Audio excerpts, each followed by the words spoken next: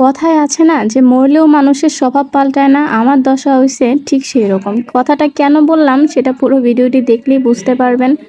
সারা রাত ঘুম হয়নি, কখন সকাল হবে আর আমি কখন যাব মিরপুরে। অনেক দিন ধরেই ভাবতেছিলাম আমি পাখি কিনবো পাখি কিনবো। কিছুদিন আগে কিন্তু আমি বাজরিগার পাখি কিনছিলাম, তাতেও আমার শখ মিটতেছে না। আমার এখন একটা টিয়া পাখি লাগবে, যাকে আমি আমার মনের মতো করে কথা শেখাবো।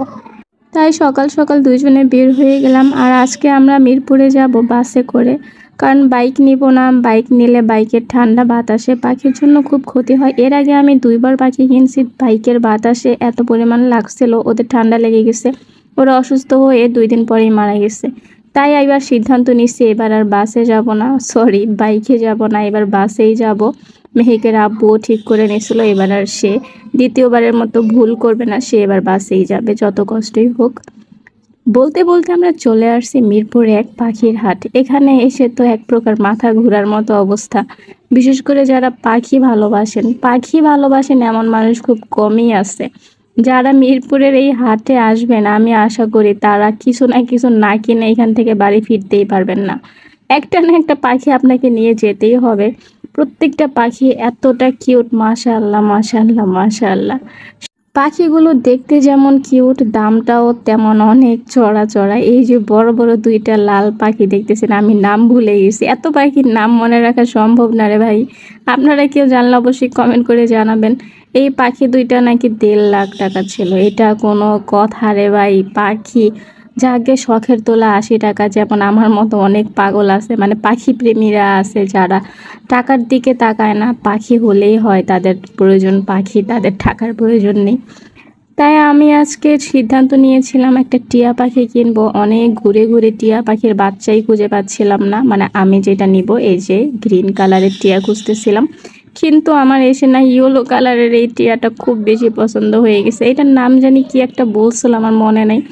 নাম যেহেতু মনে নাই, তাই আপাতত এটার নাম ইয়েলো টিয়া বলেই আপনারা ভেবে নিন।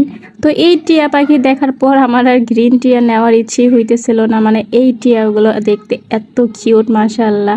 কিন্তু এটার প্রাইস ছিল 12 থেকে 14 হাজার। মানে ছোট বেবিগুলো আপনি যেটাই নেন 12 থেকে 14 হাজার একদম ফিক্সড। আমার পক্ষে এত টাকা দিয়ে এখন পাখি কেনা সম্ভব না। তাই আমি আবার সেই গ্রিনের কাছেই চলে গেলাম। আর এই ভাইয়াটা আমাকে অনেক হেল্প করতেছিল, উনি আমাকে বুঝাইতেছিল যে কোন ধরনের পাখি নিলে ভালো হবে। তাও আমি যেহেতু একদম নতুন টিয়া পাখির বেবি পালবো, তাই আমারও খুব জানার দরকার ছিল যে কোনটা ভালো হবে, কীরকম হবে। সবগুলো পাখির থেকে এই বেবিটা মাশাআল্লাহ দিলে খুব কিউট ছিল, মানে অ্যাক্টিভ ছিল। পাখির বাচ্চা কিনতে গেলে সবসময় মাথায় একটা জিনিস আমি মনে রাখি, সেটা হলো পাখিটা অ্যাক্টিভ কি না সেটা দেখতে হবে।